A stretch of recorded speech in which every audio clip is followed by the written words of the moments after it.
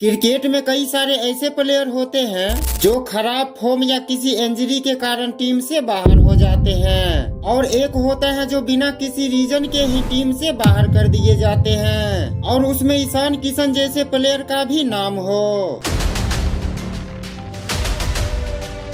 जो प्लेयर कुछ साल पहले ही ओडीआई में सबसे फास्टेस्ट डबल 100 मारा हो, आप उस प्लेयर को बेंच पे बैठाए रखे हो। आईपीएल के एक ही सीजन में अपने पावर हिटिंग से 500 प्लस रन बनाए हो, T20 और ओडीआई के डेब्यू मैच में 50 प्लस स्कोर किए हो, उस प्लेयर को टीम में तो छोड़ो, उसको सेंट्रल कॉन्ट्रैक्ट से भी रिमूव कर दिया जाता है। ईशान किशन ने अपने दम पर मुंबई इंडियन को ट्रॉफी जिताए। उस प्लेयर को आप एक डोमेस्टिक मैच नहीं खेलने के वजह से टीम से ही निकाल दिए। आज उसी डोमेस्टिक मैचेस में 500 प्लस रन बना के ऐसे कमबैक किया कि बीसीसीआई को टीम में लेने पर मजबूर कर दिया। ईशान ने जो मेहनत की उसको भगवान ने सुनी। साल 2020 ईशान किशन के लिए इस साल का आईपीएल कुछ खास होने वाला था, क्योंकि ईशान किशन ने इस सीजन अपने टीम के लिए कई इम्पोर्टेंट इनिंग खेले थे, जिसमें हम लोगों को वो 99 रनों का इनिंग याद आता है। जिस मैच में सभी बैट्समैन स्ट्रगल कर रहे थे, उस मैच में ईशान किशन ने 99 रन बनाकर ऑलमोस्ट मुंबई इंडियन को वो मैच जिता ही दिए थे। उस सीजन उन्होंने 145 के स्ट्राइक रेट से 500 प्लस रन बनाए थे, जो मुंबई के लिए हाईएस्ट रन गेटर थे, जो मुंबई को ट्रॉफी जिताने में अहम भूमिका निभाया। बस आप एक बार सोचो, जिस टीम में Rohit Sharma, Kieron Pollard, Quinton de Kock, Hardik Pandya जैसे प्लेयर हो और उस टीम का हाईएस्ट रन गेटर एक युवा प्लेयर हो, तो आपको कैसा लगेगा।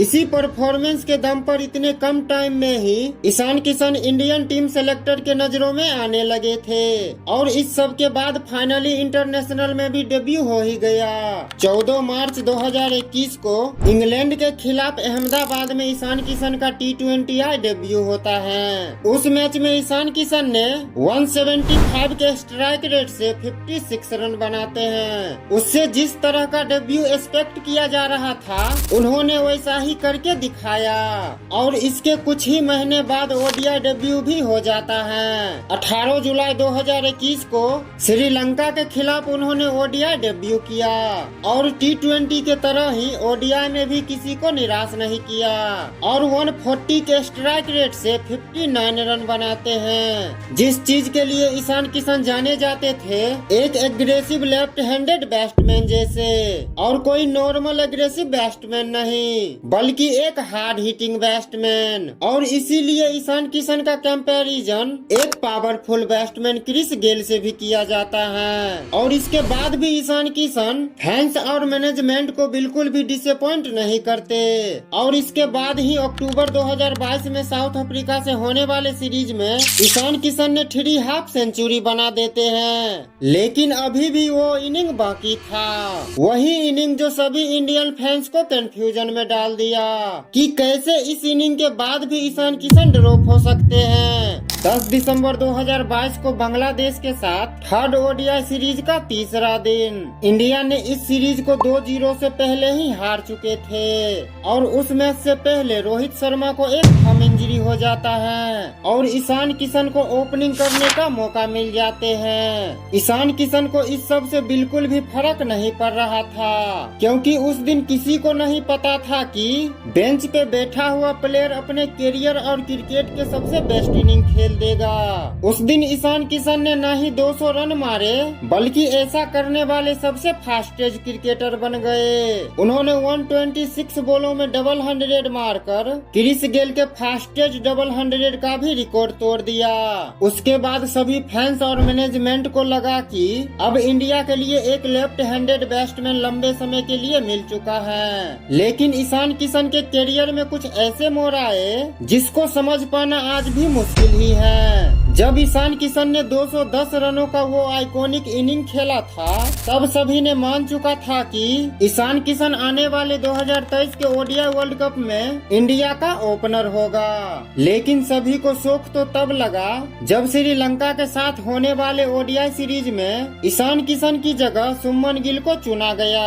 ऐसा नहीं था कि शुभमन गिल का रिकॉर्ड खराब हो, बल्कि उस साल शुभमन गिल का record one of the best था। लेकिन उस प्लेयर को ड्रॉप कर देना जो अभी अभी डबल 100 बनाकर आया हो। ईशान किशन के साथ मजाक तो तब हो गया जब उसके बाद होने वाले सीरीज में ईशान किशन को नंबर 5 पे ट्राई किया गया, पर जो अपॉर्चुनिटी उन्हें मिलना चाहिए वो उन्हें नहीं मिला।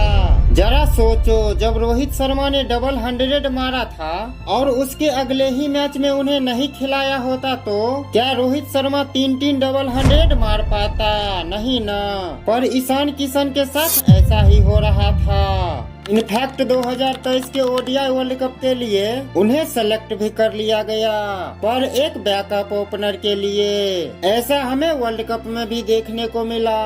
वर्ल्ड कप से पहले शुभमन गिल को डेंगू हो जाता है, जिस कारण ईशान किशन को शुरुआत के मैचेस में ओपनिंग करने का मौका मिल जाते हैं, पर उन्होंने कुछ खास नहीं कर पाए और 47 रन ही बना पाए। और ये तो होना ही था, क्योंकि अगर आप किसी प्लेयर को लंबे समय से टीम में तो रख रहे हो पर बेंच पे बैठाकर, तो फिर फॉर्म तो खराब होगा ही ना। 28 नवंबर 2023 को ऑस्ट्रेलिया के खिलाफ उन्होंने T20 मैचेस खेला और ये आखिरी बार था जब हमने ईशान किशन को इंटरनेशनल मैचेस खेलते हुए देखा हो। पर ऐसा क्या हुआ जो कई साल बीत गए, कई प्लेयरों का डेब्यू तक भी हो गया, पर ईशान किशन BCCI के द्वारा अभी भी साइडलाइन था। इस सब का शुरुआत होता है 28 फरवरी 2024 को, जब BCCI के द्वारा सेंट्रल कॉन्ट्रैक्ट का एक लिस्ट निकाला जाता है, पर इस लिस्ट से 2 नाम मिसिंग था, ईशान किशन और श्रेयस अय्यर का। हाल ही में जो प्लेयर इंडिया को वर्ल्ड कप में रिप्रेजेंट करके आ रहा हो उन्हें ही सेंट्रल कॉन्ट्रैक्ट से रिमूव कर दिया जाता है। ये सब अनाउंसमेंट के बाद ही जैसा ने इस सब के पीछे रीजन देते हुए कहा कि श्रेयस अय्यर और ईशान किशन ने बोर्ड का इम्पोर्टेंट रूल फॉलो नहीं किया और ये रूल काफी सिंपल है। अगर कोई प्लेयर फिट है और इंटरनेशनल क्रिकेट नहीं खेल रहा है तो डोमेस्टिक क्रिकेट में खेलना जरूरी है, और इसी रूल के बैलेंस के चलते BCCI ने ये डिसाइड किया कि इन दोनों प्लेयरों का इस साल के सेंट्रल कॉन्ट्रैक्ट से रिमूव कर दिया जाए। क्या एक डोमेस्टिक क्रिकेट नहीं खेलने के वजह से ईशान किशन को टीम से ही बाहर कर देना चाहिए था? इनफैक्ट कई प्लेयर तो बिना डोमेस्टिक क्रिकेट खेले ही टीम इंडिया में वापसी कर चुके थे, पर ईशान किशन के साथ ही ऐसा क्यों हो रहा था?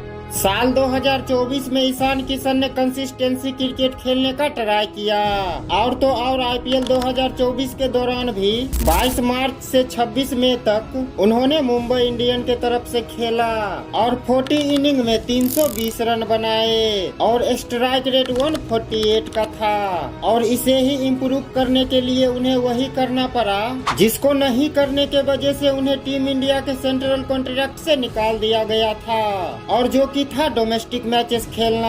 2024 के दिलीप ट्रॉफी में ईशान किशन ने इंडिया के लिए ग्रुप C के लिए खेलते हुए 4 इनिंग में 134 रन बनाए और एक मैचेस में तो उन्होंने 111 रन भी बनाए थे, वो भी 126 बॉलों में, पर बाकी के मैचेस में ये कंसिस्टेंसी मिसिंग था। इसके बाद ईरानी कप के एक मैचेस में उन्होंने केवल 38 रन बनाए। इसी बीच रणजी ट्रॉफी में झारखंड के लिए खेलते हुए उन्होंने केवल 3 मैचेस में 138 रन बनाए, एवरेज 46 का और स्ट्राइक रेट 68.32 का।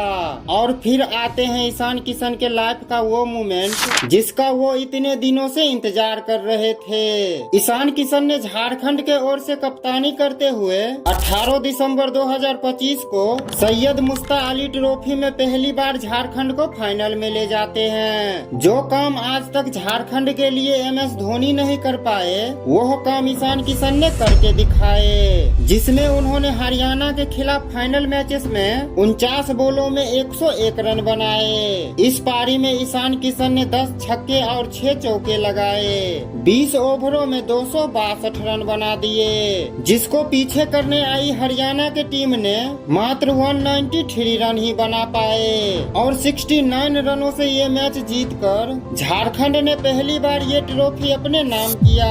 ईशान किशन ने इस पूरे सीरीज में 10 मैचेस में 500 170 रन बनाए और स्ट्राइक रेट 197 का, और इसके 2 दिन बाद ही वर्ल्ड कप के लिए टीम इंडिया का स्क्वाड अनाउंसमेंट होने वाला था और उस स्क्वाड में एक नाम आते हैं ईशान किशन का।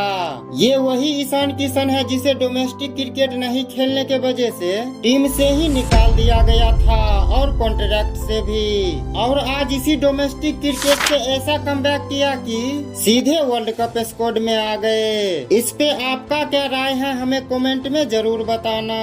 Thanks for watching.